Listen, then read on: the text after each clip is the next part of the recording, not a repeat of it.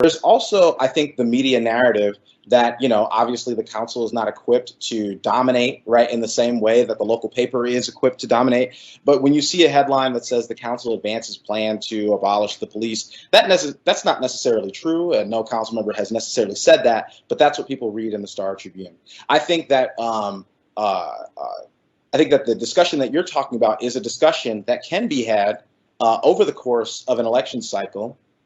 And quite frankly, while a media narrative can dominate and persist in the short term, we've seen plenty of situations in which, when it comes election time, the Star Tribune's sort of influence is sort of non-existent. Right, the candidates they endorse, the concepts they endorse, often fail at the ballot, often don't go their way at the ballot, on the ballot. I think this is a place where, as we pursue this reimagining of public safety, it'll invite the kind of detailed conversation that you're talking about. And while we'll never dominate the media narrative, we will be able to have conversations in backyards and with individual constituents that help folks understand exactly what the Office of Violence Prevention does and what they could do if they were brought to scale. That helps folks understand exactly what the mental health response of the county does and what they could do if they were brought to scale.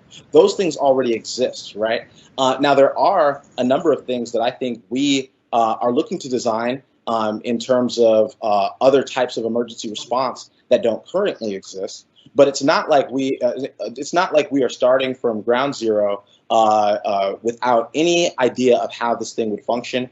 I think that council members can be as detailed as they would like in their newsletters and on Twitter and on social media. It's not going to have the same sort of immediate reach as the local paper, but over time, I do believe that the truth of the conversation, the more honest version of this conversation, would bubble to the surface.